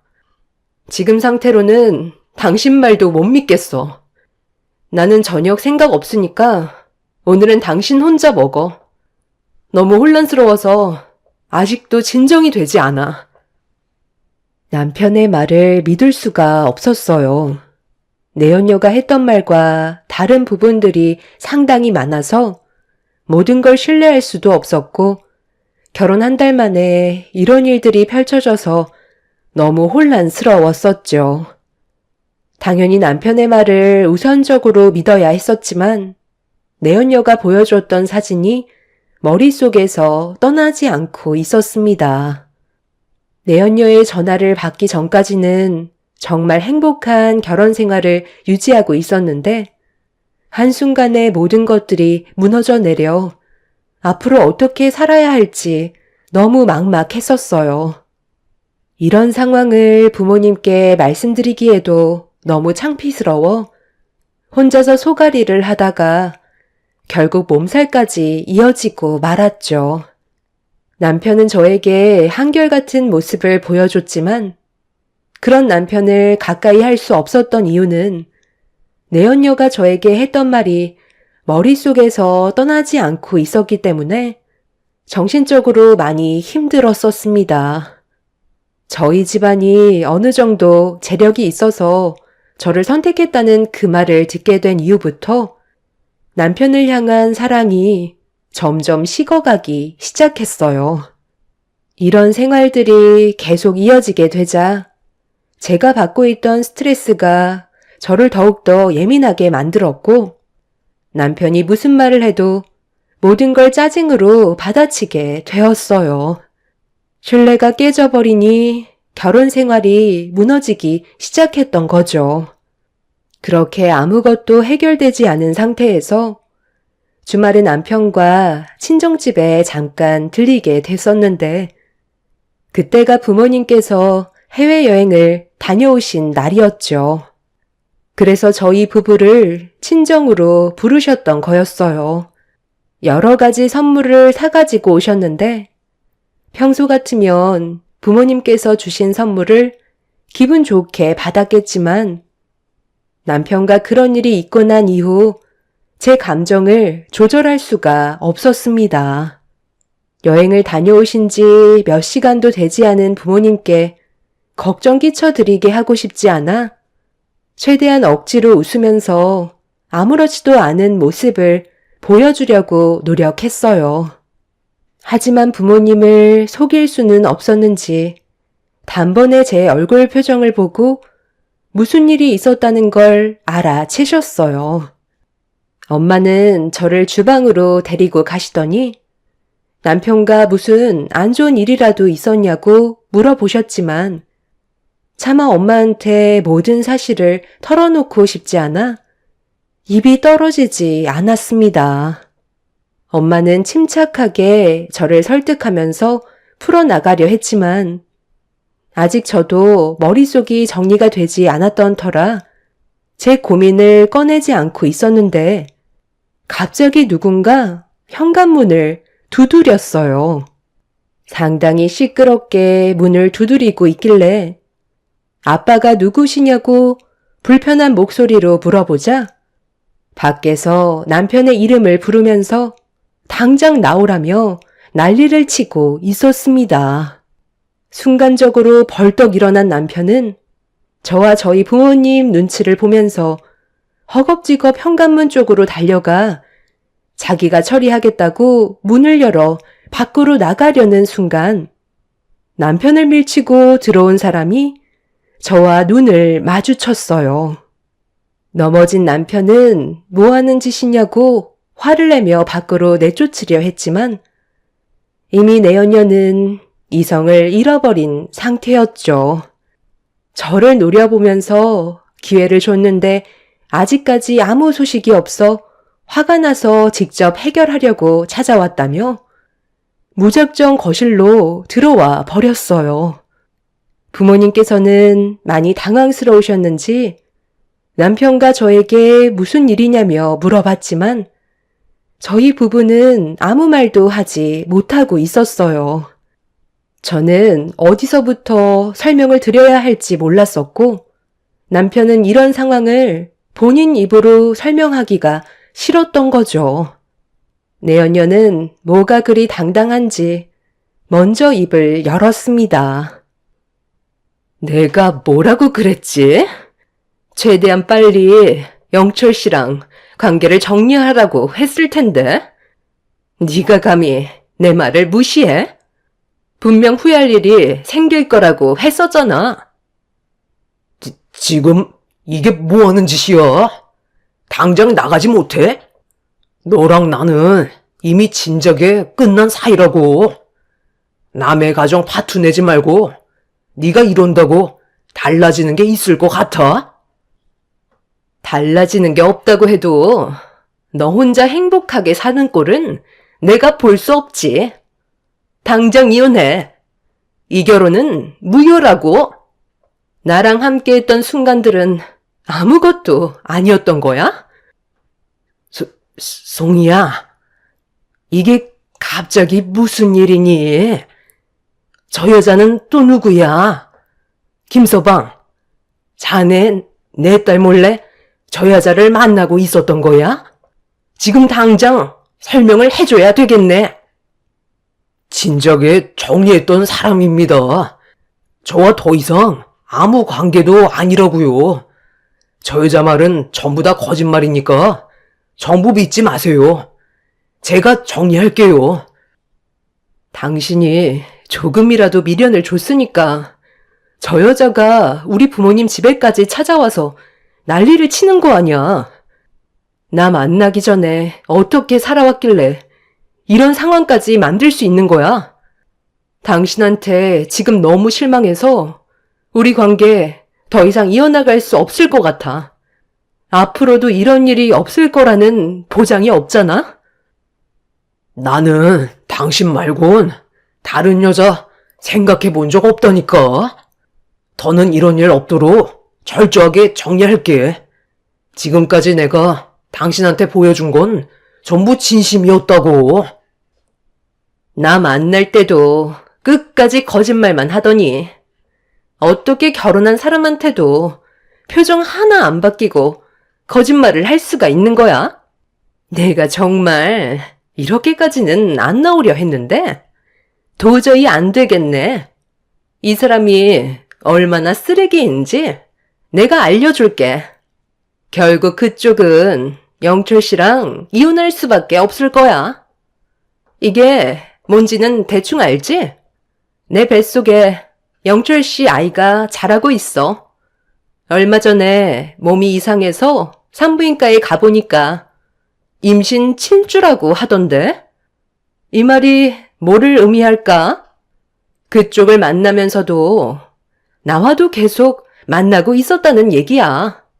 이제 대충 감이 오지? 이런 쓰레기랑 계속 살 거야? 좋게 얘기했을 때 이혼했어야지. 서로 못 볼 걸 보게 됐잖아. 너 뱃속에 있는 아이가 내 아이라고? 어디서 거짓말을 하고 있어? 나랑 진작에 헤어졌고 잠자리를 가진 적도 없었다고. 장인어른, 장모님, 저 여자가 지금 저희 부부 사이 갈라놓으려고 모두 꾸며낸 얘기라고요. 저를 믿으셔야 된다니까요. 제 결백을 주장할 수 있는 시간을 주세요. 부탁드릴게요. 당신 정말 끝을 봐야 정신 차릴래? 나 아니면 다른 여자는 만나지 못한다고 얘기했지? 이건 끝까지 꺼내지 않으려 했는데 어쩔 수 없네.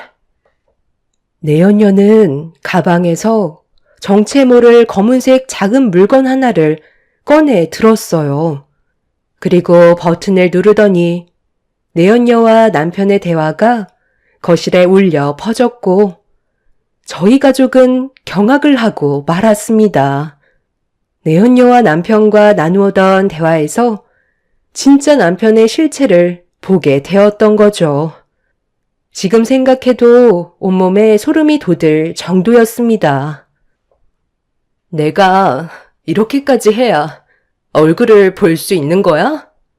우리가 이런 사이밖에 안 됐어? 함께한 시간들은 아무것도 아니었던 거야? 나랑 다시 시작하자. 내가 너랑 왜 다시 시작해? 우리 관계는 이미 끝난 거라고. 이제 제발 그만 나를 놔줘. 나도 제대로 된 삶을 살고 싶다고. 나는 너한테 만족을 못한다니까. 영철 씨, 정말 웃긴다.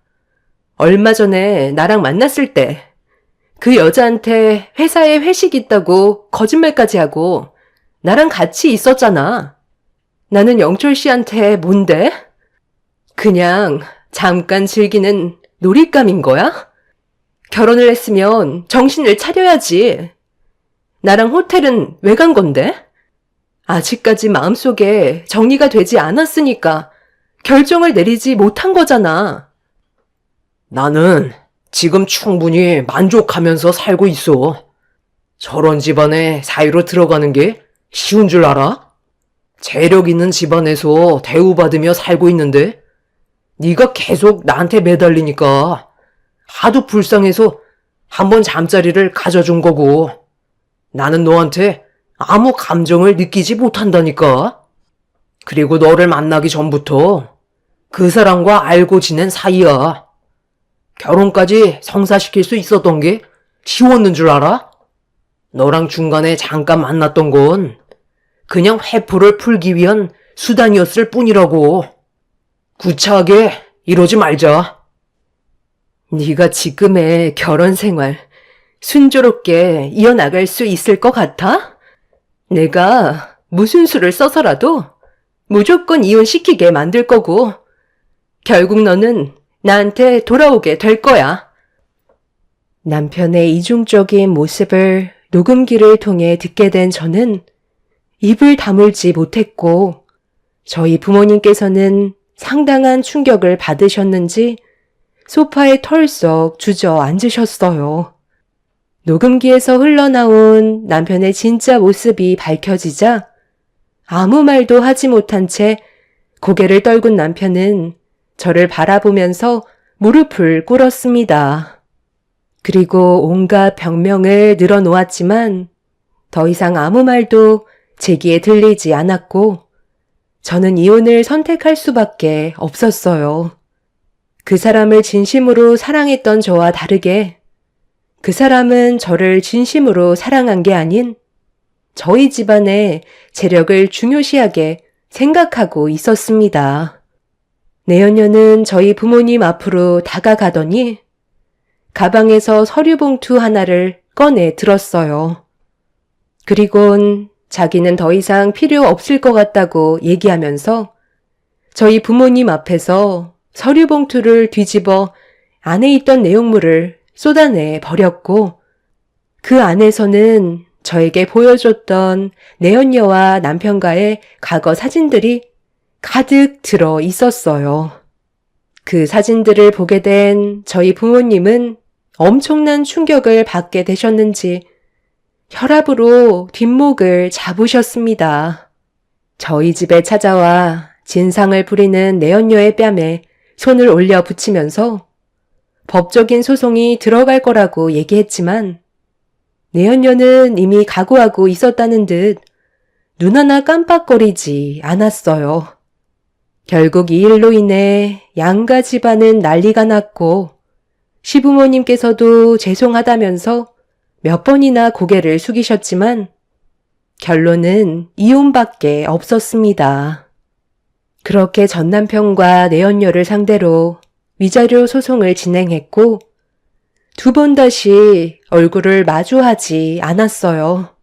지워지지 않는 과거의 기억들을 마음에 담아둔 채 힘들게 살아오다 보니 시간이 약이라고 세월이 흐른 만큼 제 마음도 무뎌지게 되었고 또 다른 사람을 만나 제대로 된 결혼 생활을 이어나갈 수 있었습니다.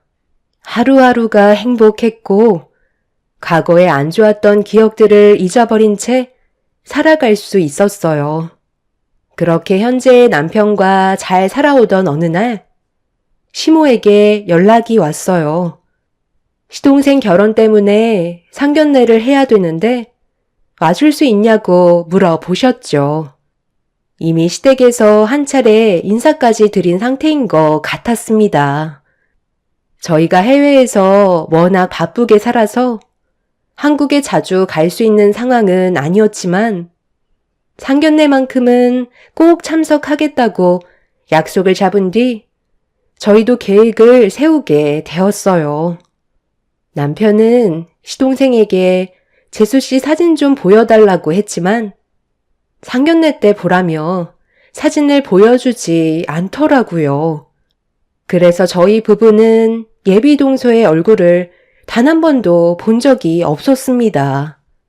그렇게 어떤 사람인지조차 제대로 알지 못하는 상황 속에서 저희 집안 식구들이 상견례 장소에 먼저 참석하게 되었고 잠시 뒤 예비 동서 집안 식구들이 저희 가족들을 보며 인사를 하면서 들어왔어요. 그런데 저는 예비 동서의 얼굴을 보고 경악을 하고 말았습니다. 예비 동서도 제 얼굴을 보며 화들짝 놀랐는지 움찔거리면서 걸음을 멈추더니 제 얼굴을 회피하면서 조심스럽게 자리에 앉았지만 고개를 들지 못했죠. 5년 만에 다시 제 앞에 나타난 내연녀와 마주했을 때 그때와는 전혀 다른 분위기의 모습을 하고 있었고 저희 시부모님께 어색한 미소를 띠며 물어보시는 질문에 대답을 하고 있는데 계속 제 눈치를 보더라고요. 그 자리가 너무 불편해서 일단 복잡해진 머릿속을 정리하는 게 좋을 것 같아 잠깐 화장실 좀 다녀오겠다며 자리에서 일어났어요. 그렇게 화장실에서 손을 씻으면서 지금의 상황을 어떻게 정리해야 할지 고민을 하고 있는데 내연녀가 조심스럽게 화장실로 들어왔어요. 그리곤 어색한 웃음을 보이면서 제 옆으로 다가오더니 어이없는 말을 꺼내기 시작했어요. 저는 그 모습을 묵묵히 바라보고 있었습니다. 형님, 그동안 잘 지내셨어요? 저희 정말 오래간만이죠? 아휴, 저희가 인연이기는 한가 봐요. 이렇게 만날 줄은 꿈에도 몰랐거든요. 아까 상견례장에 들어갔을 때 형님 얼굴 보고 얼마나 놀랐는지 알아요? 저희가 이렇게 만날 거라곤 상상도 못했잖아요. 과거에 그때는 정말 죄송했어요. 저는 잊었는데 형님도 전부 잊었죠? 언제 봤다고 형님이죠? 그쪽은 벌써 잊고 살았는지 모르겠지만 나는 아직까지도 생생히 기억이 나는걸요. 그때 우리 집에서 진상 부리고 난리 쳤었잖아요. 우리는 동서지간이 될 수 있다고 생각하지 않는데요. 그리고 도련님한테 당신 같은 여자랑 결혼하게끔 놔두고 싶지 않아요. 아이도 있잖아요. 저 아이 없어요. 그때 제가 임신했다고 초음파 사진 보여줬던 거 전부 거짓말이었거든요. 그 사람이랑 형님을 이혼시키게 만들려고 제가 전부 꾸민 거예요. 그 사람이 끝내 오갈 데가 없으니까 저한테 매달리긴 했었는데 막상 제 거가 되다 보니 흥미가 떨어지더라고요. 그래서 얼마 안 있다가 그냥 내쳐버렸어요. 저 잘했죠? 뭐라고요? 그럼 임신하지도 않았는데 나한테 거짓말을 한 거라고요? 그쪽은 내가 생각했던 것보다 더 밑바닥인 것 같네요. 우리 도련님이 검사인 건 알죠? 어디까지 숨기고 도련님을 꼬셨는지 모르겠지만 나는 이 결혼 반대하니까 기대는 안 하는 게 좋을 것 같네요. 그쪽 부모님은 분명 제 얼굴을 기억하고 있을 텐데 모른 척 하는 건가요? 5년 전에 법정에서도 큰 난리가 있었는데 어떻게 표정 하나 바뀌지 않고 저를 마주할 수 있는 거죠? 검사 사이가 욕심이 나기는 하나 봐요. 형님, 과거의 일은 전부 다 잊어버리고 저랑 좋은 동서관계로 앞으로 같이 지내면 안 될까요? 어차피 형님은 해외에 살아서 웬만해서는 한국에 올 일도 없다면서요. 그럼 결혼식 때 말고는 얼굴 마주할 날이 몇 번이나 있겠어요. 제가 시부모님 잘 모시고 막내 며느리로서 최선을 다할 테니까 저 좀 받아주면 안 될까요? 검사나 편 얻는 게 쉬운 것도 아니고 제 과거가 안 좋았던 건 아니잖아요. 앞으로 좋은 모습만 보여드릴 테니 과거의 일들은 눈 감아 주세요. 저는 그렇게 하지 못할 것 같네요.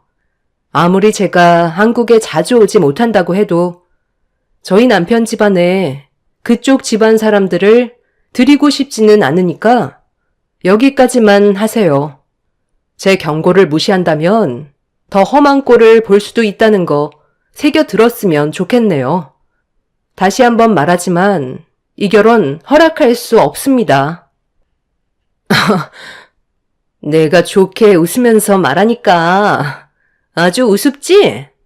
먼저 결혼했다고 뭐라도 되는 줄 아나 본데. 내가 결혼 못하면 그쪽은 무사할 것 같아? 과거에 어떤 일이 있었는지 또 다시 확 까발려 버릴까? 어차피 나도 그쪽 과거 전부 다 알고 있기 때문에 내가 입 한번 털어버리면 좋게 끝날 수는 없을 거라고. 이제야 본 성격이 나오는구만. 하기야, 5년 전에 우리 부모님 앞에서 걔 진상을 부렸었는데 그 성격이 어디 가겠어? 가식적인 모습 보이는 것도 오늘이 끝이야. 저는 그 여자가 저희 집안 식구로 들어오는 걸 용납할 수가 없었습니다. 검사인 시동생의 인생이 망가지는 걸 볼 수 없어서 곧장 엄마한테 전화를 걸었습니다. 그리고 제 방 서랍 깊숙이 보관되어 있던 서류 봉투 하나를 급하게 퀵으로 보내달라고 부탁했어요. 내연녀는 해볼 테면 해보라는 식으로 상견례 자리로 돌아갔지만 저는 퀵이 올 때까지 들어가지 않고 밖에서 기다리고 있었습니다. 그렇게 얼마의 시간이 지나고 퀵이 도착해 서류 봉투를 건네 받았어요. 제가 상견례 자리로 돌아와 자리에 앉자 시모는 저에게 화장실에 왜 이렇게 오래 있었냐며 어디 문제가 있냐고 물어보시길래 테이블 밑으로 시모에게 서류 봉투를 건네 드렸습니다. 시몬은 저에게 눈빛으로 뭐냐고 물어보시길래 안에 있는 내용물을 확인해 보시라고 손짓으로 말씀드렸고, 시몬은 봉투 안에 있던 내용물을 확인하시는 순간 화들짝 놀라시더니 서류 봉투 안에 있던 사진들을 공중으로 던져 버리셨어요. 테이블 위로 떨어진 수십 장의 사진들이 눈앞에 펼쳐졌고, 양가 집안 식구들은 내연녀와 전남편의 사진을 보곤 경악을 하고 있었습니다. 그리고 5년 전에 저에게 던졌던 녹음기가 법적으로 혹시 다시 필요하게 될까봐 버리지 않고 가지고 있었는데, 이렇게 사용하게 될 줄은 꿈에도 몰랐었죠. 양가 집안이 놀란 상태에서 제가 내연녀가 전남편과 나눴던 대화 내용을 틀어주었고, 얼마나 개차반인지 내연녀의 실체를 모조리 밝혀버렸어요. 시부모님과 시동생은 사색이 된 얼굴로 차마 두 눈 뜨고 볼 수 없는 테이블 위에 있던 사진들을 보면서 온몸을 부들부들 떨었습니다. 저는 과거에 있었던 일들에 대해 전부 다 솔직히 털어놨어요. 얼마나 질이 안 좋은 여자인지 하나도 빠짐없이 모든 걸 설명드렸죠. 제 말이 끝남과 동시에 시부모님께서는 결혼은 없었던 일로 하자면서 자리를 박차며 일어나셨고, 결혼식장까지 미리 전부 다 잡아놓았던 상태인지라 피해본 부분에 대해서는 위자료 청구 소송을 진행하겠다는 말 한마디 하신 뒤 상견례 장을 나가셨습니다.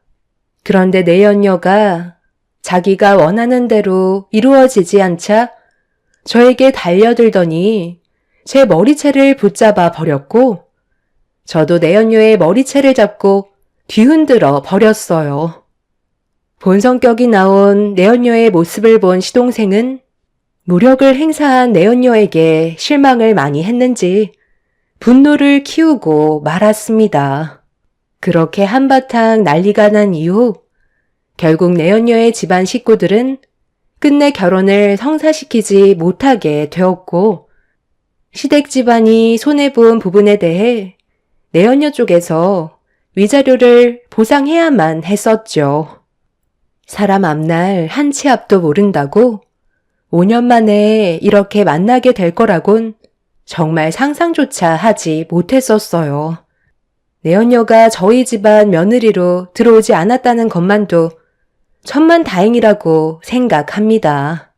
그리고 뒤늦게 알고 보니 5년 전에 이혼했던 전남편이 내연녀와 최근까지도 만남을 지속하고 있었다는 것도 알 수 있었어요. 재벌은 남 못 준다고 시동생과 결혼했어도 내연녀는 또 다른 남자를 만나게 될 거라는 걸 확실하게 알 수 있었습니다. 내연녀는 자신이 원하는 사람과의 결혼을 하지 못하게 됐다는 것만으로도 화가 치밀었는지, 예전에 저희 부모님 집을 기억하고 있었는지 또다시 찾아와서 한바탕 난리를 치다가 결국 경찰분들한테 넘겨지고 말았어요. 그 사람들 인생은 앞으로도 계속해서 망가졌으면 좋겠어요. 과거의 일들이 현재에도 꼬리를 물고 있다는 걸 이번 일을 통해서 뼈저리게 느끼고 있겠죠.